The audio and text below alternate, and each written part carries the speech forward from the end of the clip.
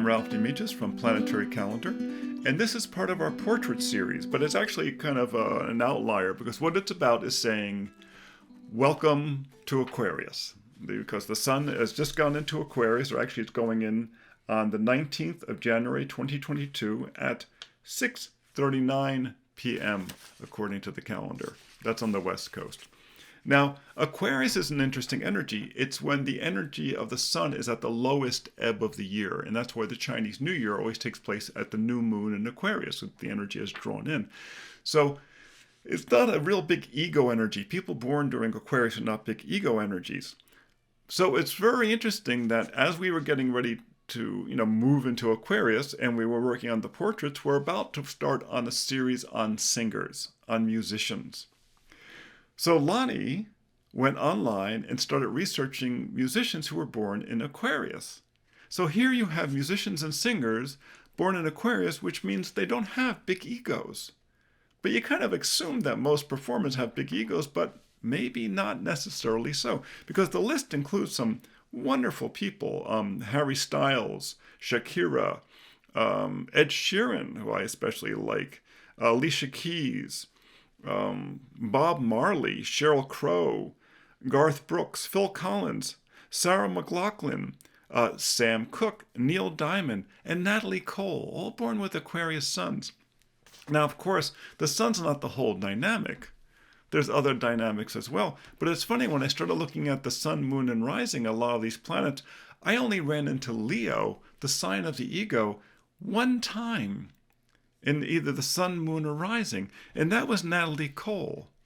She has Leo rising and a Libra moon, which is very funny. What that means is, being Aquarius, it means that the sun would be in the seventh house, the house of partnership, which is the least ego house pretty much in terms of, me first. It's not about me first. It's always seventh house. It's always about we.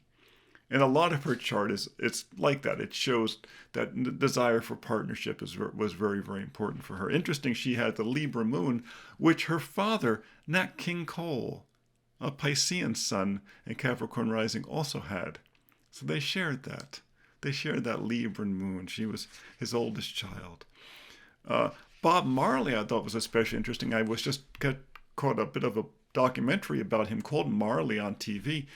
He has the Aquarius sun, Sagittarius rising, so an enthusiastic rising, someone who loved to travel, and a Scorpio moon.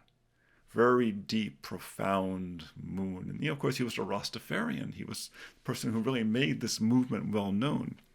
Alicia Keys' chart is just lovely. The Aquarius sun, so not very much ego, but she has Pisces rising, the dreamer, the poet, and then the Libra moon. Once again, that beautiful Libra moon, the desire for harmony in the arts. Garth Brooks and Sheryl Crow are interesting. They're born 5 days apart.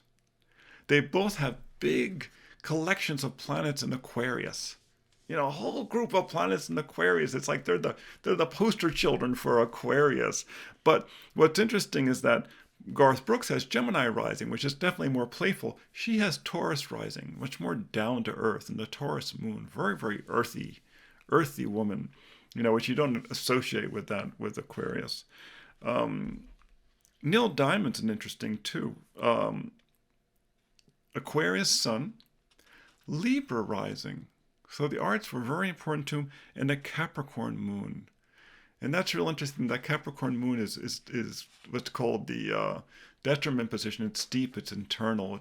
Once again, it's very similar to Marley with that Scorpio moon, the fall position. It means they have very deep emotional natures. Sheryl Crow, of course, had that Taurus moon. That's the exalted moon. What's funny is that none of these people have a moon in classic rulership. In either a Cancer, or what we like to think of Sagittarius as the second rulership. So they aren't people who are usually emotionally comfortable. But Sheryl Crow, with her moon in Taurus, is someone who's got a strong emotional nature, very grounded. But no one here has the Cancer moon, so everyone is, a little more emotionally less grounded.